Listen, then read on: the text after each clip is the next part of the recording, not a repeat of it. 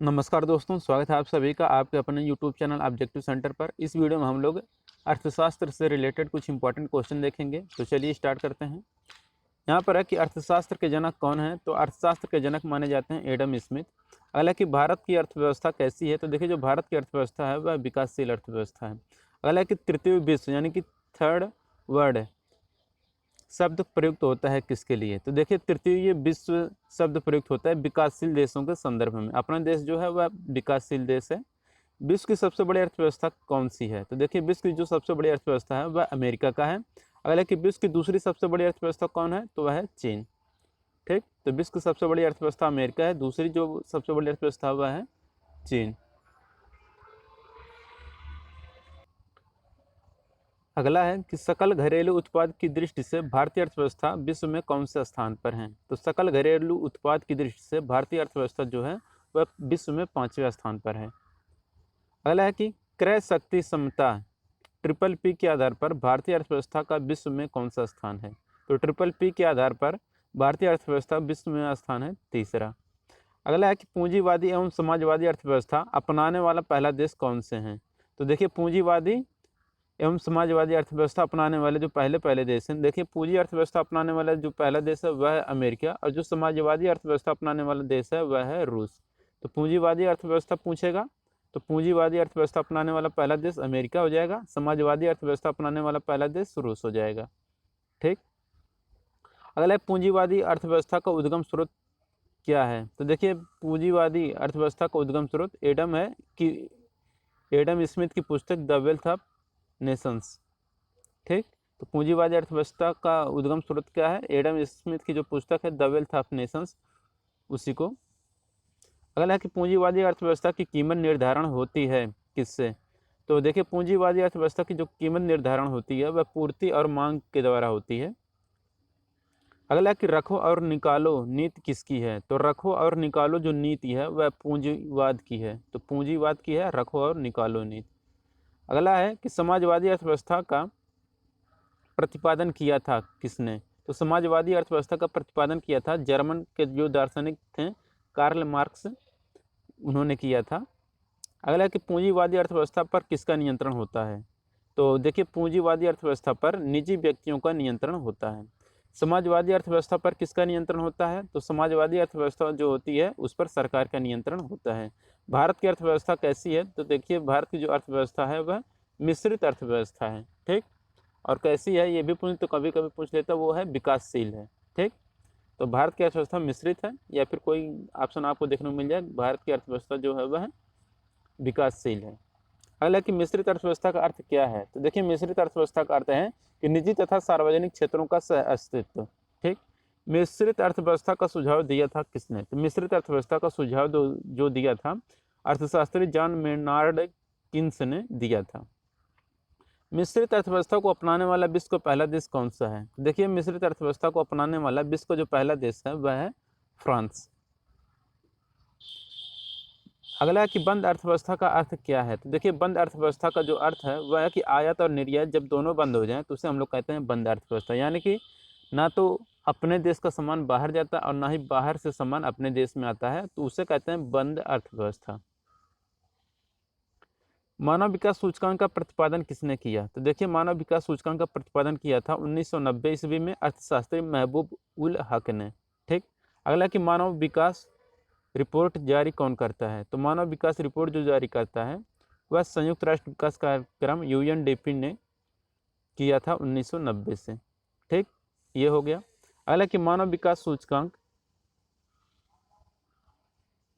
HDI का आकलन का आधार क्या है। तो मानव विकास सूचकांक एचडीआई के आकलन का जो आधार है वह है कि जीवन प्रत्याशा, शिक्षा का स्तर एवं प्रति व्यक्ति आय, यही है मानव विकास सूचकांक। ठीक, तो ह्यूमन डेवलपमेंट इंडेक्स का आकलन का आधार है जीवन प्रत्याशा, शिक्षा स्तर एवं प्रति व्यक्ति आय। भारत की पहली मानव विकास रिपोर्ट एचडीआर कब जारी किया गया। तो देखिए, भारत की पहली मानव विकास रिपोर्ट एचडीआर जो जारी किया गया था अप्रैल 2002 में जारी किया गया था। अगला कि भारत में मानव विकास रिपोर्ट को कौन प्रकाशित या जारी करता है। तो मानव विकास रिपोर्ट को भारत में जो प्रकाशित या जारी करता है वह करता है नीति आयोग। अगला है कि राज्य स्तरीय मानव विकास से रिपोर्ट जारी करने वाला भारत का पहला राज्य कौन है। तो राज्य स्तरीय मानव विकास से रिपोर्ट जारी करने वाला भारत का जो पहला राज्य है वह है मध्य प्रदेश। अगला कि HDR 2019 के अनुसार मानव विकास मामले में भारत का स्थान कौन सा है। तो HDR 2019 के अनुसार मानव विकास मामले में भारत का जो स्थान है वह 129वां स्थान है। टोटल देशों की जो इसमें लिस्ट निकाली गई थी उसमें 189 देशों में भारत का जो स्थान था 129वां था। अगला है कि आर्थिक गतिविधियों के आधार पर अर्थव्यवस्था को 3 क्षेत्रों में विभाजित किया है, वह कौन कौन से हैं। तो देखिए आर्थिक गतिविधियों के आधार पर अर्थव्यवस्था को 3 क्षेत्रों में विभाजित किया गया है। एक होता है आपका प्राथमिक, दूसरा तो द्वितीयक, तीसरा होता है तृतीयक क्षेत्र। अब देखिए प्रथम क्षेत्र के अंतर्गत कौन कौन से आते हैं। तो देखिए जो प्रथम क्षेत्र हैं उसके अंतर्गत आते हैं कृषि, पशुपालन, खनन, वानिकी और मत्स्य पालन। तो ये सब आते हैं प्राथमिक क्षेत्र के अंतर्गत। तो इसे आप लोग जरूर याद रखिए। कोई भी पूछ ले कहेगा कृषि किस प्राथमिक अर्थव्यवस्था के किस प्राथमिक क्षेत्र के अंतर्गत आता है, तो आपको बताना पड़ेगा प्राथमिक। इसी तरह से पशुपालन, खनन, वानिकी और मत्स्य पालन भी प्राथमिक क्षेत्र से संबंधित है। द्वितीय क्षेत्र से कौन से संबंधित हैं। तो द्वितीय क्षेत्र से संबंधित हैं विनिर्माण, निर्माण, विद्युत और जल आपूर्ति, यह सब द्वितीय क्षेत्र के अंतर्गत आते हैं। तृतीय क्षेत्र से संबंधित जो है वह है सेवा क्षेत्र, चिकित्सा, परिवहन, शिक्षा, बैंकिंग, बीमा, होटल, ये सब जो है तृतीय क्षेत्र से संबंधित हैं अर्थव्यवस्था के। ठीक, तो इसे आप लोग जरूर याद रखिएगा। ये तीनों प्राथमिक, द्वितीय और तृतीय क्षेत्र बहुत ही इंपॉर्टेंट हैं, इनसे क्वेश्चन अक्सर पूछा करते हैं। अगला है कि सकल घरेलू उत्पाद में प्राथमिक क्षेत्र जो है कृषि, द्वितीय क्षेत्र एवं तृतीय क्षेत्र का योगदान कितना है। तो सकल घरेलू उत्पाद में प्राथमिक क्षेत्र कृषि, द्वितीय क्षेत्र उद्योग एवं तृतीय क्षेत्र सेवा का योगदान तो कितना है। तो यहाँ पर देखिए जो कृषि का योगदान है वह 17% है सकल घरेलू उत्पाद में, और जो उद्योग का स्थान है वह 31% योगदान है। और इसके बाद जो तृतीय क्षेत्र जो है सेवा है, सेवा का है 53.66%। ठीक, ये हो गया। अगला कि सर्वप्रथम राष्ट्रीय आय की गणना की गई थी किसके द्वारा। तो देखिए सर्वप्रथम आय की जो गणना की गई थी 1867 और 68 ईस्वी में दादा भाई नौरोजी के द्वारा किया गया था, और प्रति व्यक्ति आय 20 रुपया बताया गया था उस समय। ठीक, अगला कि दादा भाई नौरोजी के पुस्तक का नाम क्या है। तो देखिए दादा भाई नौरोजी के पुस्तक का नाम था poverty and un British rule in India. तो poverty and un British rule in India है दादा भाई नौरोजी के पुस्तक का नाम। धन निष्कासन सिद्धांत को किसने प्रतिपादित किया था। तो धन निष्कासन सिद्धांत को जो प्रतिपादित किया था वह दादा भाई नौरोजी ने प्रतिपादित किया था। अगला है कि वैज्ञानिक आधार पर राष्ट्रीय आय की गणना कब की गई थी। तो वैज्ञानिक आधार पर राष्ट्रीय आय की जो गणना की गई थी 1931 और 32 ईस्वी में VKRV राव द्वारा किया गया था, और उस समय जो प्रति व्यक्ति आय थी वह 62 रुपये थी। स्वतंत्रता के पश्चात भारत सरकार द्वारा राष्ट्रीय आय समिति का गठन कब किया गया। तो स्वतंत्रता के बाद भारत सरकार द्वारा राष्ट्रीय आय समिति का जो गठन किया गया था 4 अगस्त 1949 ईस्वी को किया गया था। राष्ट्रीय आय का सबसे पहला सरकारी अनुमान दिया किसने। तो राष्ट्रीय आय का सबसे पहला जो सरकारी अनुमान दिया था वाणिज्य मंत्रालय ने दिया था 1948 और 49 ईस्वी में। अगला है वर्तमान में राष्ट्रीय आय की गणना कौन करता है। तो देखिए वर्तमान में राष्ट्रीय आय की जो गणना करता है वह CSO यानी कि केंद्रीय सांख्यिकी कार्यालय करता है। अगला केंद्रीय सांख्यिकी संगठन की स्थापना कब हुई थी। तो देखिए केंद्रीय सांख्यिकी संगठन की जो स्थापना हुई थी वह 2 मई 1951 को हुआ था, और केंद्रीय सांख्यिकी संगठन का जो मुख्यालय है वह नई दिल्ली में है। तो आपको ये भी याद रखना है कि जो आप इसका संगठन है उसका जो मुख्यालय है नई दिल्ली में है, स्थापना किया गया था 2 मई 1951 को। राष्ट्रीय आय की गणना में केंद्रीय सांख्यिकी कार्यालय की मदद कौन करता है। तो देखिए राष्ट्रीय आय की गणना में केंद्रीय सांख्यिकी कार्यालय की जो मदद करता है वह राष्ट्रीय नमूना सर्वेक्षण संगठन NSSO करता है। अगला कि राष्ट्रीय आय क्या है। तो राष्ट्रीय आय जो है एक प्रवाह है, स्टॉक नहीं। ठीक, अगला है कि एक वर्ष में किसी देश में उत्पादित सभी सामानों और सेवाओं के मौद्रिक मूल्य का योग क्या कहलाता है। तो एक वर्ष में किसी देश में उत्पादित सभी सामानों और सेवाओं के मौद्रिक मूल्य का जो योग होता है वह कहलाता है राष्ट्रीय आय। अगला है कि राष्ट्रीय आय का सर्वश्रेष्ठ मापक क्या है। तो राष्ट्रीय आय का सर्वश्रेष्ठ मापक जो है वह साधन लागत पर शुद्ध राष्ट्रीय उत्पाद NNP है। हालांकि हिंदू वृद्धि दर संबंधित है किससे। तो हिंदू वृद्धि दर संबंधित है राष्ट्रीय आय से। हिंदू वृद्धि दर की अवधारणा के प्रतिपादक कौन थे? तो हिंदू वृद्धि दर की अवधारणा के जो प्रतिपादक थे प्रोफेसर राजकृष्ण थे।